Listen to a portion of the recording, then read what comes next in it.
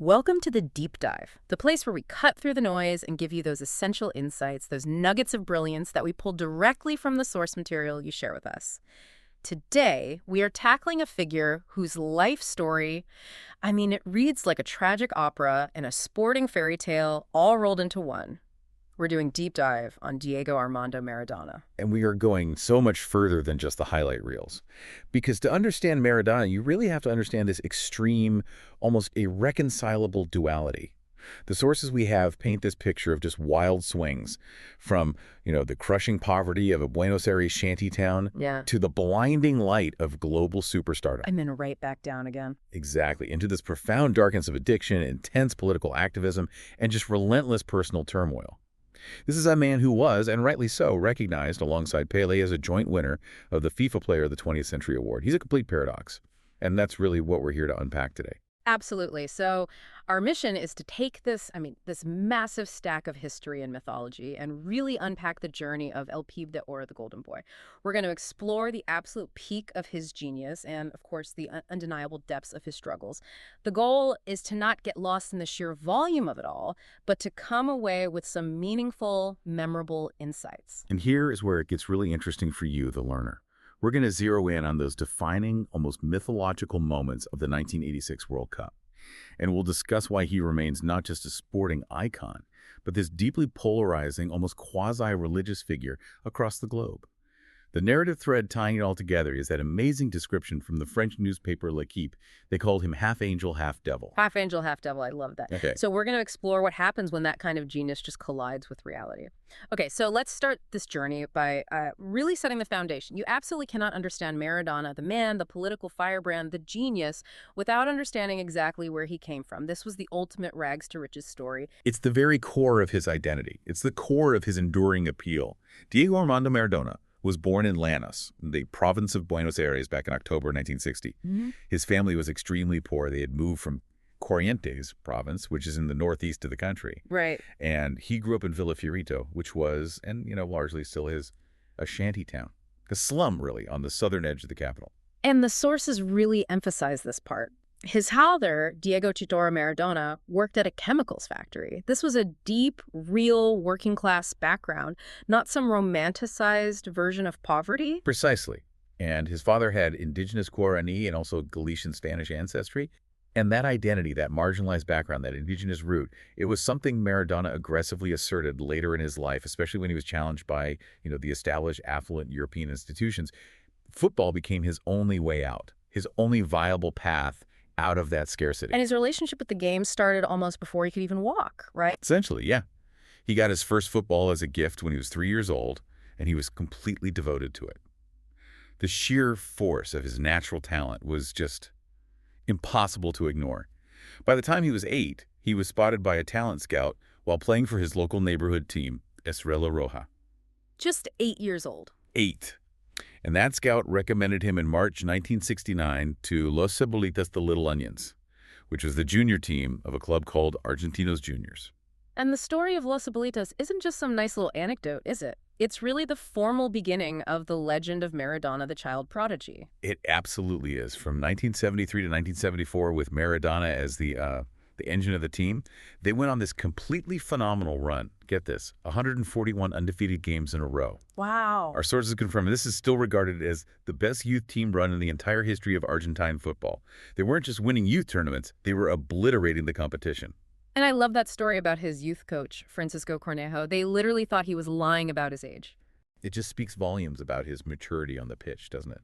Cornejo was so astonished by what he was seeing that he actually demanded to see Maradona's ID card. No way. Yeah. The belief was that no 8-year-old could possibly possess that level of skill and, that understanding of the game. The coach's quote on it is perfect. He said, "Although he had the physique of a child, he played like an adult." Once it confirmed his age, they knew they had this unprecedented talent on their hands and basically dedicated their entire focus to nurturing him.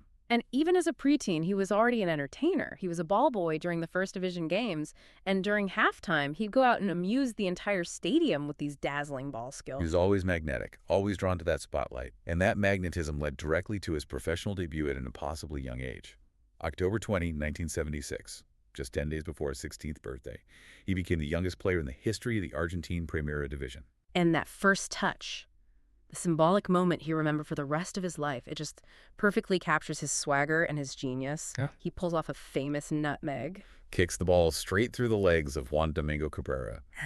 An announcement. It was a total announcement. I am here, and I play by different rules. Maradona later recalled that feeling, saying, "That day I felt I had held the sky in my hands." And Cabrera, the guy on the receiving end, he confirmed the sheer audacity of it. Yeah. He said when he went to pressure the kid, Maradona didn't give me a chance. He made the nutmeg, and when I turned around, he was far away from me. Huh. And then he scores his first professional goals just 2 weeks later, right after turning 16. So he spends 5 incredibly productive years at Argentinos Juniors, really cementing his reputation before that inevitable move to a massive club. And when you say productive. I mean extremely productive. Yeah. Between 76 and 81, he racks up 115 goals in 167 appearances. And he wasn't just scoring. He was dominating the entire domestic scene. He won the league's top scorer award for 4 straight tournaments, the Metropolitano and national titles in both 1979 and 1980. With that kind of record, it's actually surprising he stayed there for 5 years. Why the move to Boca Juniors in 1981? Was it just about stepping up, or was his celebrity already demanding a bigger stage? It was a mix of both, really, and a bit of defiance. He had huge offers on the table, most notably from River Plate, Boca's biggest rivals. They were willing to make him their best-paid player. But he chose Boca. He chose Boca Juniors. River Plate, ironically, dropped their bid because of their own financial issues. But Maradona chose the club of the people. He signed in February 81 and immediately scored twice on his debut. And it was at Boca that he got his only Argentine domestic league title. Correct, the 1981 Metropolitano title. And despite winning, his relationship with the manager, Silvio Marzolini, was apparently pretty distrustful.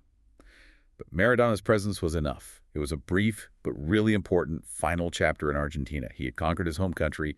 Now the world was calling. The move to Europe. This begins a trend that just defined his entire life. Wherever he went, he set records. And wherever he went, he also created this spectacular level of chaos and drama. That's the duality right there, coming straight into play. I mean, just look at the financial impact alone. Maradona was the first player in history to break the world record transfer feat, not just once, But twice. but twice within 2 years. Yeah. That tells you the market recognized his generational genius, but maybe didn't fully anticipate the emotional baggage that came along with it. Twice. Okay, so break down those record moves for us. So in 1982, right after the World Cup, he transfers to FC Barcelona in Spain. The fee was a world record at the time, $5 million, which was around $7.6 million. Then, just 2 years later, in 1984, he breaks his own record.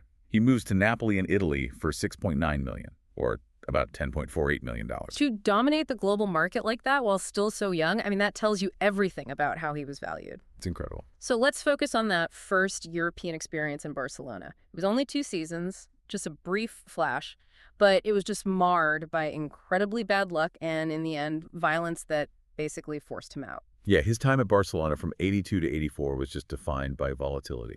Under the coach Cesar Luis Menotti, he did have significant success. He helped the club win the Copa del Rey and the Copa de la Liga, Both against Real Madrid. both against their arch rivals, Real Madrid. And there's that moment where he was applauded by the Real Madrid fans at the Santiago Bernabeu. That's a legendary sign of respect. It just speaks to the sheer quality of his play. In the 83 Copa de la Liga finals, he scored this brilliant, iconic goal. He dribbled past the keeper, and then he paused. Right? He just paused for a split second as a defender was sliding into block, let the defender crash into the post, and then he just casually slotted the ball into the empty net. So cheeky. And he became the first Barcelona player to ever get an ovation from the Real Madrid fans in their own stadium for scoring against him. Only Ronaldinho and Andres Iniesta have managed to do that since. But almost immediately, the setbacks start, and they were devastating. Yeah. He suffered a really bad bout of hepatitis, which sidelined him for a good while. But far, far worse was the tackle in September 1983. It was from Athletic Bilbao's notoriously aggressive defender, Andoni Goicoechea, who will forever be known as the Butcher of Bilbao. That tackle was career-threatening, wasn't it? Absolutely. Goicoechea broke Maradona's ankle. He was out for 3 months. And psychologically, I think that injury left a deep mark. He felt unprotected by referees, felt he was being targeted by defenders who knew the only way to stop him was through brutality. And Goicoechea kept the boot he used as a trophy. In a glass cabinet at home. He kept the boot he used to break Maradona's ankle. It's just unbelievable. And that level of open brutality leads directly to his final explosive exit, the mass brawl in the 1984 Copa del Rey final, again against Athletic Bilbao. What does that incident tell us about his inability to just contain his own rage? It tells you that the genius and the rage were completely inseparable. The sources confirm that after they lost 1-0, Maradona was being subjected to intense taunts, including racist insults about his father's Native American ancestry. And when one of the Bilbao players provoked him right at full time, Maradona just snapped. He headbutted him, elbowed another player, kneed a third one, knocked him unconscious. He started a 60-person riot on the field in front of King Juan Carlos and millions watching on TV. 60 people were injured. The club just realized he was ungovernable. A Barcelona executive said that after seeing that fight, they knew they couldn't continue with him. So despite scoring 38 goals in 58 games across those 2 injury-plagued seasons, his temper just sealed the deal. He was gone, immediately transferred to Italy. So he leaves Spanish chaos for Italian mania. He arrives in Naples, and the reception it's mythical. 75,000 fans greet him at the stadium. Why did the city of Naples embrace him with such, messianic zeal? This was more than a sports signing. It was a socio-economic and cultural phenomenon. Italian football in the 80s was just utterly dominated by the rich, industrial northern teams. Juventus, AC Milan, Inter Milan. Naples and southern Italy were seen as poor, marginalized, struggling. And Maradona, the working-class kid from the shantytown who defied authority, he became their symbol against the powerful north. So he was a cultural champion for the oppressed before he even kicked the ball for them. Exactly. A sports writer, David Goldblatt, noted that the Neapolitans were convinced that the savior had arrived. The level of hope was almost paralyzing. A local paper joked that the city could be missing a mayor, houses, schools, buses, whatever. Didn't matter. It didn't matter because we have Maradona. He just instantly connected with the city's entire identity. And he delivered. He elevated Napoli to their most successful period ever, making them genuine rivals to that northern elite. He was absolutely instrumental. He captained them and led them to their first ever Serie A championship in the 86-87 season. They defied all expectations. And then they did it again. They won the title again in 89-90. On top of that, they won the Coppa Italia, the Supercoppa Italiana, where they crushed Juventus 5-1, and crucially, the UEFA Cup. That gave them European recognition. He even topped the Serie A scoring charts in 87-88. I read about the celebrations after that first league title. They were just unprecedented in Italian sport. They were described as tumultuous. They went on for over a week. Sources talk about fans holding elaborate mock funerals for the rival northern clubs, Juventus and Milan, burning their coffins. Issuing death notices. Exactly. Issuing death notices proclaiming, May 1987, the other Italy has been defeated. A new empire is born. The adoration was so intense that newborns were literally named in his honor. He was their king. Untouchable. The living embodiment of their pride. But, true to form, the shadows start to creep in. The pressure cooker of Naples, combined with his own demons, it brought about his downfall in Italy. The intense spotlight, the constant cultural war between North and South. It just proved to be too much. His personal problems accelerated dramatically, particularly the cocaine use that had started back in Barcelona. In Naples, it became a severe addiction. The club started finding him heavily, like $70,000 for missing games and practices, but the problem was just spiraling out of control. And then came the deeply concerning allegations involving organized crime. Yes, he faced intense suspicion over an alleged friendship with the Camorra, the Neapolitan mafia. Now, the sources generally indicate that the relationship was based on the Camorra using him for prestige. Right. Providing him with drugs, protection, organizing parties, rather than him being some kind of active operative. But the association was devastating for his reputation and put him under constant police surveillance. He was a cash cow and a high-profile target in a very corrupt city. And the ultimate betrayal, at least in the eyes of many Italians, came after the 1990 World Cup semifinal, which was held in Naples itself. That moment was the turning point. Maradona pleaded with the Neapolitan fans to support Argentina, the underdog, against the rest of Italy. When Argentina won, the backlash in Italy and even among some Neapolitans was intense. He was harassed, his movement scrutinized. The city that had once protected him turned on him. His eventual departure in 1992, after a 15-month ban for testing positive for cocaine, was done in disgrace. A devastating end to his most glorious chapter. Okay, so if his club career was this spectacular series of peaks and valleys, his performance in the 1986 World Cup in Mexico was a singular mountain peak. It was the highest point he ever reached, a moment of pure, unified genius and defiance. It absolutely was. He captained Argentina to victory, and statistically and emotionally, he was the tournament. He played every single minute of every single game, scored 5 goals, and delivered 5 assists. He asserted his dominance from the very start. But the whole tournament is really remembered for one single game. The quarterfinal against England, played under incredible political tension because of the recent Falklands War. Oh, absolutely. The conflict was still raw, and for Argentinians, this wasn't just football. It was a chance for a symbolic victory. And within 4 minutes in the second half, Maradona gave the world the 2 goals that perfectly defined his entire complex character. First, the infamous moment, the hand of God. A flagrant handling foul. He leaped up with the much taller English keeper, Peter Shilton, but instead of using his head, he just clearly punches the ball into the net. And the ref missed it. The referee, Ali Benashir, completely missed it. The goal stood. And his initial explanation, a little with the head of Maradona and a little with the hand of God, it's just iconic for its sheer coy arrogance. It is. But years later, he was completely honest about it. He admitted it was intentional, that he made no head contact at all. He knew immediately it was illegitimate. For the English, our sources note the righteous wrath the players felt. But for Argentina, this act was immediately romanticized. We hear the phrase viveza criolla. Can you explain what that cultural concept means and why it made the hand of God so powerful for them? That is such a crucial cultural nugget. Viveza criolla literally translates to Criollo cunning or native smarts. It describes a type of street smart, sometimes ethically questionable intelligence that allows the little guy, the underdog, to outsmart the system, to outsmart the powerful. It's a tool for defiance. A tool for survival and defiance. And in the context of the Falklands War and historical European dominance, the hand of God wasn't seen as cheating. It was interpreted as a brilliant, defiant act of street justice against the perceived arrogance of the English establishment. Maradona himself said in his autobiography, "We knew they had killed a lot of Argentine boys there, and this was revenge. It was cultural and political vindication, delivered by cunning." So that was the devil. But just 4 minutes later, we see the angel, the purest expression of footballing majesty. The goal of the century. It was pure, unadulterated genius. Maradona gets the ball in his own half, spins around, and just begins this almost impossible 60-meter 11-touch run. He systematically eliminates 5 English outfield players, Beardsley, Hodge, Reed, Butcher, Fenwick, before feinting past the legendary Peter Shilton and just sliding it home. Watching the replay, it looks like a glitch in a video game. The speed, the control, the changes of direction, it defies physics. It really does. FIFA.com voters later confirmed its status, voting it the greatest goal in World Cup history in 2002. And the commentary perfectly captured the moment's impossibility. Brian Butler's call. Yeah, the BBC radio call is famous.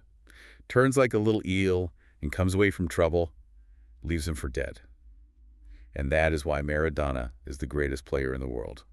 Even the English striker, Gary Lineker, admitted he felt compelled to applaud. And the shirt he wore that day, the shirt of both the infamy and the brilliance, it sold for £7.1 million in 2022, a world record for sports memorabilia at the time. Because it represents the perfect collision of the two Maradonas. It led to L'Équipe coining that phrase we mentioned, half angel, half devil. Yeah. The game was a microcosm of his entire life. And he didn't even stop there. He just dominated the rest of the tournament. Oh, absolutely. He scored 2 more goals in the semifinal against Belgium, another virtuoso dribbling display.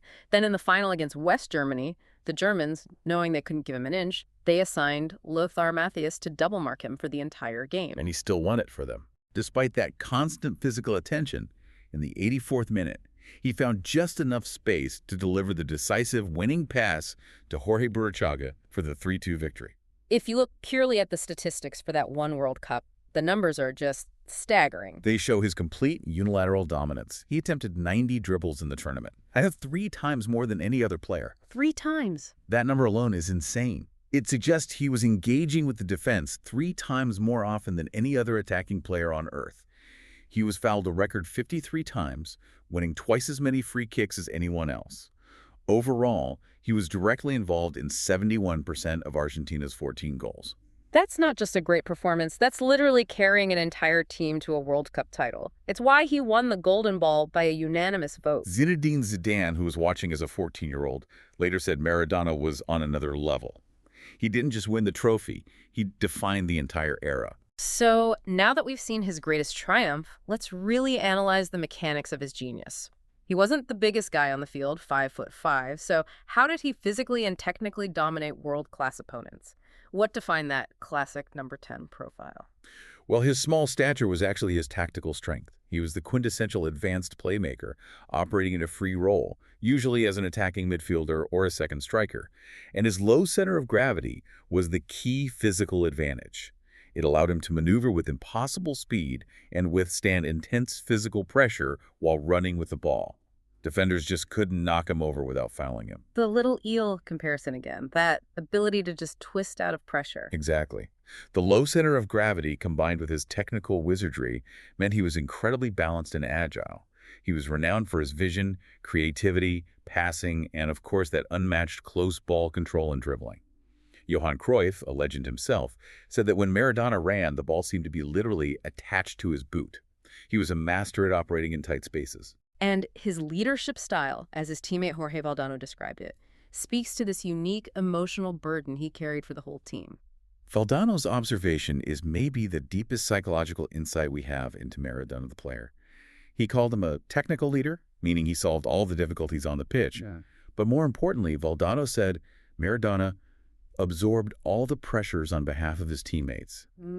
He said teammates slept soundly the night before a huge match because they knew Maradona would shoulder more of the burden, would be blamed more than the rest of us. That is fascinating. It suggests he was channeling the massive external pressure of an entire country onto himself, which allowed his teammates to just play freely. It's almost an emotional transaction rooted in that childhood where he had to be the one to carry everyone. That is the critical link.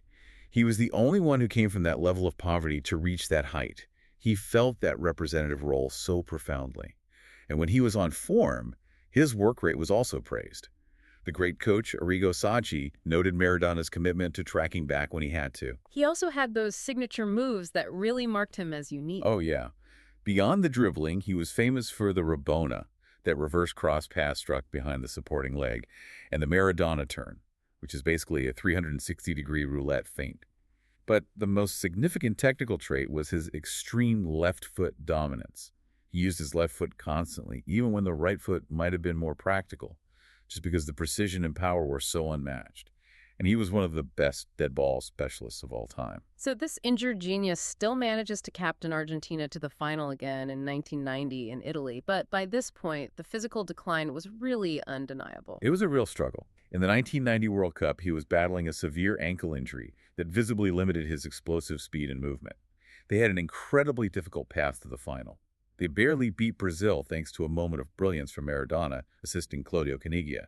Then came two grueling penalty shootouts against Yugoslavia where Maradona actually missed his kick, and the emotionally charged semifinal against the host nation Italy, where he converted his attempt. And the final against West Germany was deeply controversial, ending in that bitter 1-0 loss. It was very contentious. Argentina lost in a very late, very controversial penalty awarded to Germany.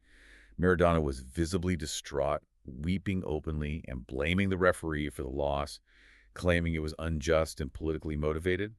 The pressure on him had just become unbearable. The international career then ends so dramatically 4 years later at the '94 World Cup in the U.S. It was a shocking quick end. He looked rejuvenated in those first two games, even scored one last incredible international goal against Greece. The celebration that follows, shouting intensely, distorting his face right into a sideline camera, was this mixture of raw emotion and maybe a sign of the stimulants he was taking. And then came the ban for ephedrine doping. He was sent home immediately. The chemical was ephedrine, and Maradona's defense became part of his enduring controversial mythology. First, he claimed his trainer had unwittingly bought the U.S. version of an energy drink called Rip Fuel, which had the banned substance, unlike the Argentine version. And second, he claimed he had a secret agreement with FIFA to use the drug for weight loss, which they then reneged on. Regardless of the truth, FIFA expelled him immediately, ending his 17-year international career in shame and disappointment. And Argentina, without their leader, were eliminated right away. The the angel silenced by the devil's choices. And Maradona's career after playing was almost as dramatic as his time on the pitch. But crucially, his genius as a player just never translated into success as a manager. His managerial life was all emotional fire and, well, tactical failure. That's a crucial distinction. Let's start with his coaching efforts. He had a varied career, starting with a partnership in the early 90s. Right, with Carlos Friend. His early jobs with Deportivo Mandiyú and Racing Club had very little success. It showed that managerial skills are just a different beast from individual talent. But the real high-profile chaos began in 2008 when he took over the Argentina national team. That tenure was a spectacular train wreck that still somehow led them to a World Cup. It was purely reliant on individual talent. Under his guidance, Argentina suffered a crushing 6-1 defeat to Bolivia, which equaled their worst-ever loss. They barely scraped qualification for the 2010 World Cup. It really highlighted his weakness. He couldn't instill tactical discipline. And his reaction to the media after they qualified was classic Maradona lashing out with just incredible venom. It spoke to his lifetime pattern of dealing with pressure through aggression. He launched into this infamous abusive tirade against the press, using language that got him a 2-month ban from all footballing activity from FIFA. It was a clear sign that his personality, which absorbed all that pressure as a player, made him completely unsuitable for the diplomatic role of a national coach. At the 2010 World Cup, his team started well, but it ended in disaster against Germany in the quarterfinals. They were routed 4-0. A tactical humiliation that just exposed the team's total lack of defensive structure. And when the Argentine Football Association refused his demand to keep his entire support staff, he was effectively sacked. And he claimed betrayal. Of course. He claimed the AFA president had lied to and betrayed him, always positioning himself as the victim of institutional malice. He kept coaching after that, in Dubai, the UAE, even Mexico with Dorados, before his final post back in Argentina. Were any of these successful? They were fleeting at best. His tenures were always characterized by these emotional highs and intense connection with the fans, but a failure to deliver any sustained success. His personality generated massive media attention, but his coaching was just impulsive and reactive. And throughout this managerial chaos, he was fighting these constant, very visible health battles stemming from his addiction issues. The health struggles were devastating and very public. The cocaine addiction, which got really severe in Naples, continued until about 2004. But then, different physical problems took over. The obesity, for instance. Yes, he suffered from severe obesity, at one point weighing 280 pounds or 130 kilograms. This forced him to have gastric bypass surgery in 2005. Later, in 2007, he was treated for hepatitis and the severe effects of alcohol abuse. Even his erratic behavior at the 2018 World Cup was later attributed by him to just drinking too much white wine. His life was a constant, exhausting battle against his own excesses. And beyond the internal struggles and the coaching, he remained maybe the most vocal and committed political firebrand in world sport. Cultivating that man-of-the-people identity that was forged in Villa Fiorito, he was fiercely left-wing. His ideological consistency is one of the most compelling parts of his later life. He was ferociously anti-imperialist. His friendships with Fidel Castro and Hugo Chavez were genuine, not just symbolic. He had Castro tattooed on his left leg and Che Guevara on his right arm. He even donated the royalties of his autobiography to the Cuban people and Fidel. How deep did that political involvement go? Was it just moral support, or was he an active participant in protests? He was highly active. He took part in major protests against the Iraq War, and his most infamous political statement came during the 2005 Summit of the Americas in Argentina, when George W. Bush was visiting. Maradona protested Bush's presence aggressively. He wore a shirt that said, "Stop Bush," but with the S replaced by a swastika. And he used language against the U.S. president that very few public figures would ever dare to use. He publicly called the U.S. president human garbage, and later told Hugo Chavez that he hated everything that comes from the United States. For Maradona, the U.S. was the establishment, the empire that he, the boy from the shantytown, had spent his whole life fighting. His political identity was just completely tied to his impoverished origins. He even challenged the most powerful religious institution in the world, the Vatican, over wealth disparity. This is maybe the best example of his working-class authenticity meeting power. He clashed with Pope John Paul II during a visit to the Vatican in 1987. Maradona said he challenged the Pope directly over the Vatican's immense wealth. He said, "I argued with him because I was in the Vatican and I saw all these golden ceilings, and afterwards I heard the Pope say the church was worried about the welfare of poor kids. Sell your ceiling then, amigo. Do something." It's fascinating, though, that years later, the sources say he found a degree of peace with the church under the new Argentine Pope, Pope Francis. How do you reconcile that? It's another classic Maradona contradiction. He could be simultaneously revolutionary and devout. He credited Pope Francis with inspiring a return to his Catholic faith. It suggests that while he fiercely rejected institutional hypocrisy, he was always looking for an authentic authority figure to follow or challenge. Francis, being Argentine and focused on poverty, seemed to fit his criteria. And one final detail that hounded him for years, that multi-million euro tax dispute in Italy from his time in Naples. That's right. For years, Italian officials pursued him, claiming he owed them $37 million in local taxes and interest. This legal battle added years of stress. But, and this is a crucial update, Italian courts ultimately cleared him of these accusations posthumously in January 2024. The long shadow of suspicion was finally lifted, but it plagued him for decades. His life was just a torrent of intensity, and his end, tragically, was so swift, it highlights the immense physical toll his lifestyle had taken. So let's cover his final days and the immense global reaction to his passing. In November 2020, Maradona underwent emergency brain surgery for a subdural hematoma, a really serious condition. The surgery was successful, and he was released to recover at home. But just weeks later, on November 25, 2020, at the age of 60, he suffered a fatal cardiac arrest in his sleep at his home in Buenos Aires. The outpouring of grief globally was on a scale you rarely see for any figure, let alone a sports person. The reaction was immediate and profound. Argentina declared 3 days of national mourning. His coffin, draped in the national flag, lay in state at the presidential palace. The sheer number of mourners who showed up was just overwhelming, tens of thousands.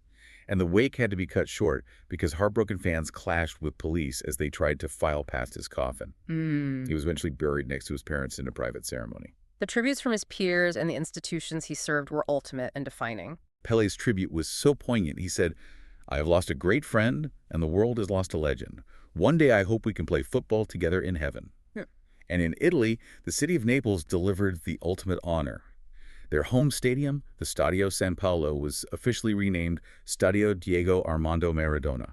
And the Napoli players, before their next match, all wore shirts that said Maradona 10 on the back. And his influence reached so far beyond just football, demonstrating this true global cultural impact. Oh, absolutely. The Argentine Football Cup was renamed the Copa Diego Armando Maradona. Even the All Blacks rugby team performed a haka tribute using a Maradona number 10 jersey. And of course, his spiritual successor, Lionel Messi, paid tribute when he scored for Barcelona by lifting his jersey to reveal a Newell's Old Boys shirt, one of Maradona's old clubs underneath. It was a beautiful moment. This immense legacy wasn't just about trophies, it was about cultural iconography. He achieved a level of deification that's almost unique in modern life. He really did. His common nickname, D10S, is a blend of his jersey number 10 and the Spanish word for God, Dios. That tells you everything. His old teammate, Jorge Valdano, offered this sociological explanation for his idolization in Argentina. He said Maradona was more than a footballer. He was a factor of collective frustration, compensation for a country that had endured dictatorships and economic collapse.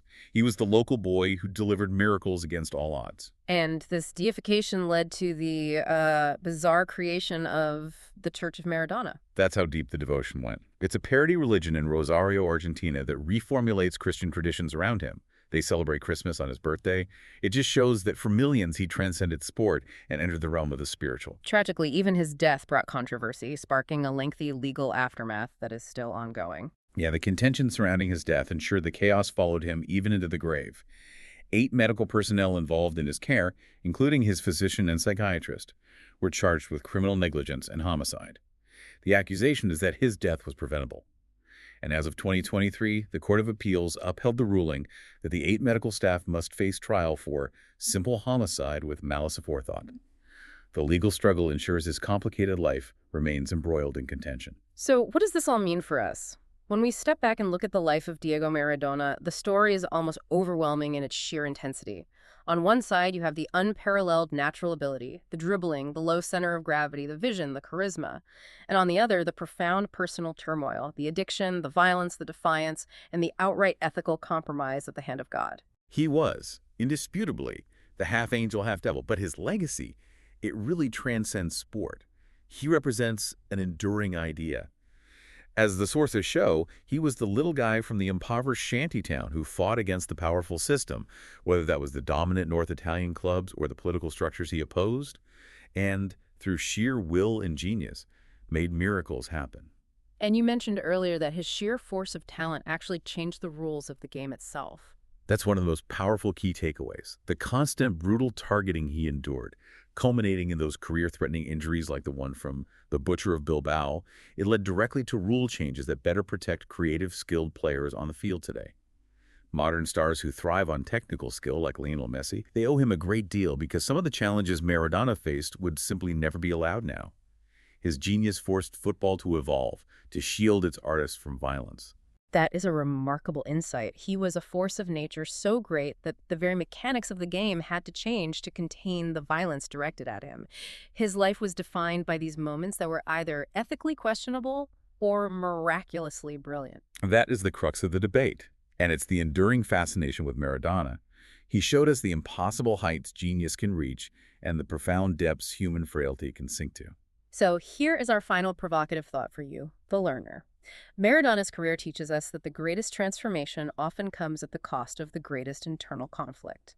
When we consider the most transformative figures in history, whether in sport, art, or politics, must we ultimately accept the divine transformative talent and the destructive human flaws as inseparable necessary parts of the legend?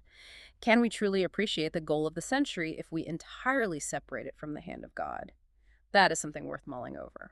A fitting question to close our deep dive on El Diego. Thank you for joining us on the Deep Dive. We'll see you next time.